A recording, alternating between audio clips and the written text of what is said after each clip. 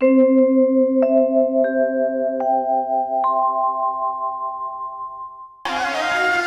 भगवान की आज्ञा से सुखदेव जी और व्यास जी की पत्नी वीतका जी के गर्भ में बैठे हैं और 12 वर्ष हो गए बैठे बैठे।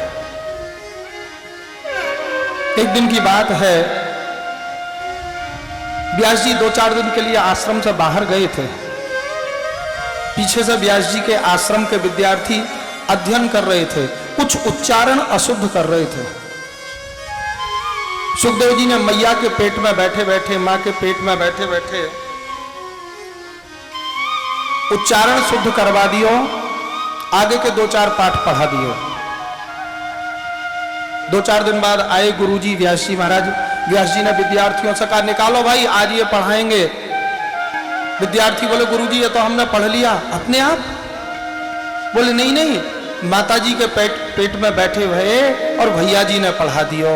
अरे व्यास जी ने सोची, बालक तो बड़ा विद्वान है, माँ के गर्भ में बैठो बैठो पढ़ा रहे हो, बाहर आ जाए, ये विद्यार्थियों को पढ़ाए, मैं प्रेम से भजन करूं। व्यास जी महाराज अपनी पत्नी वीतका जी के पास आए, गर्भ में बैठे हुए सुखदेव जी से बोले, बेटा बाहर आ जाओ, 12 वर्ष हो गए माँ के गर्भ में बैठे बैठे थे। बीच में बादशाह अकबर जा रहे हो, चारों तरफ ये देशी रियासतों के सब राजा जा रहे थे, राजभोग को समय हो गया, शरीर घोड़ा पे है, घोड़ा पे बैठे चले जा रहे हैं, और मानसी सेवा में मत कर शाह शरीर से बाहर पहुंच गए। यमुना जी में स्नान कियो, युगल किशोर जी से प्रार्थना की, प्रभु आज रसोई में क्या सिद्ध करें? बोले, आज तो पीताम्बरी बना लो, कढ़ी बना लो। बड़े पीतल को भगोना चूल्हे पर रख के कढ़ी बनाई है। और महाराज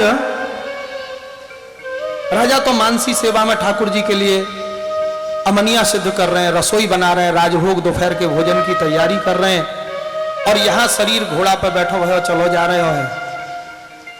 सभी राजा लोगों ने शिकायत की, चुगली करी बादशाह अकबर से, देखो महाराज सभा में भी आंख मीच के बैठे रहते हैं, घोड़े पे भी आंख बंद करके जा रहे हैं, अभी कोई आक्रमण कर देवे तो ये मधुकर साहब अपनी भी सुरक्षा नहीं कर पावेगा, आपकी तो क्या करेंगे। राजाओं के कहने से बादशाह अकबर ने घोड़ा पीछे लौटाया और मधुकर साहब के बगल में जाके हाथ पकड़ के हाथ खींचो। ठीक उसी समय मानसी सेवा में कढ़ी में उफान आयो हो, और मधुकर साहब ने चूल्हे पे से भगोना हाथ में उठा रखो हो, पीतल को भगोना इतना बड़ो हाथ में उठा रखो हो, वहां तो भगोना उठायो और इधर अकबर बादशाह ने हाथ पकड़ के खींचो। मानसी सेवा से एकदम प्रकट सेवा में आए, भगोना भी संग में आ गए हो, गरम गरम कड़ी घोड़ा के ऊपर गिर गई, बादशाह अकबर के ऊपर गिर गई, मधुकर साहब के ऊपर गिर गई। बस उसी दिन अकबर बादशाह ने हाथ जोड़ लिए, बोले आज से आपको हमारे संग रहने की आवश्यकता नहीं, हमारे यहाँ हाजिरी लगाने की आवश्यकता नहीं, और आपके ओरछा राज्य का टैक्स माफ किया जाता है। मुगल दरबार में ओरछा नगरी को टैक्स फिर कभी नहीं लिया गया जब तक मुगल सल्तनत रही। तो गुरु कृपा से मानसी सेवा सिद्ध हो जाती है। आज सुखदेव जी भी सोच रहे हैं मानसी सेवा बढ़िया है, मन से बैठे बैठे 56 भोग लगा लो, मन से बढ़िया फूल बंगला बना लो, मन से ठाकुर जी को सोने का मुकुट पहना दो, ही ना मानसी सेवा बढ़िया है। मानसी सा परमत, ऐसा सोच के सुखदेव जी महाराज दोबारा से समाधि लगाने की कोशिश करने लगे। जैसे ही दोबारा समाधि को अभ्यास करने लगे, समाधि में जाने लगे, विद्यार्थियों ने विचार किया, अरे अभी असर हुआ नहीं, इसलिए व्यास जी के शिष्य श्री सुखदेव जी को दूसरा श्लोक सुनाने लगे। अहो बकीयम स्तनिकानुकूटम इंघांसया पाय यद प्रसाद लेवे गतिं धात्रिच्युतां ततोऽन्यं कम्बा दयालुं शरणं ब्रजेम।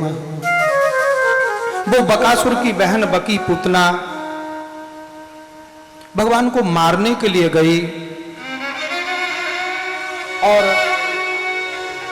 विष लेके गई, लेकिन भगवान ने वाकू मातृपद दिया भगवान ने क्रिया देखे न वस्तु देखे। भगवान ने ये नहीं देखो क्या लाई है, बोले विष लाई है।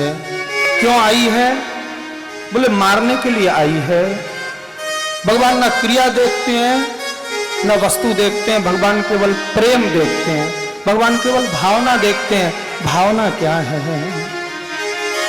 राम ही केवल प्रेम प्यारा, राम ही केवल प्रेम प्यारा। जान ले हो जे जान निहारा, जान ले हो जे जान निहारा। राम ही केवल प्रेम प्यारा, राम ही केवल प्रेम प्यारा। बस महाराज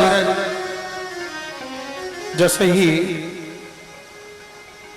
सुखदेव जी महाराज ने ये श्लोक सुनो है, समझ गए। अरे मैं तो सोच रहे हो मंदिर चाहिए, पोशाक चाहिए, श्रृंगार। भगवान कुछ नहीं चाहे, भगवान तो केवल प्रेम चाहते हैं।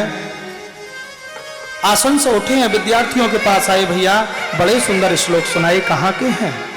विद्यार्थी बोले हमारे गुरुजी आपके पिताजी व्यास जी महाराज ने श्रीमद् भागवत नाम को ग्रंथ लिखो है, में ऐसे ऐसे 18,000 श्लोक। तो भैया ले चलो हमें हमारे पिताजी के पास। जो सुखदेव जी महाराज जन्म लेते ही घर छोड़ के भाग आए थे, आज श्रीमद् भागवत के 2 श्लोक सुनते ही वो वन छोड़ के भाग के घर पहुंचे हैं और अपने पिताजी को गुरु बनाया है। समस्त भागवत को अध्ययन किया, 5,000 वर्ष हो गए। आज भी हमारे व्यास वंश में ये परंपरा है, अपने परिवार में ही दीक्षा लेते हैं, अपने पिता से दीक्षा लें, अपने दादाजी से, अपने चाचा जी से। अभी भी हमारे यहाँ यही परंपरा 5,000 वर्ष हो गए, लेकिन व्यास वंश में वही जो परंपरा व्यास जी से सुखदेव जी ने दीक्षा ली अभी तक चली।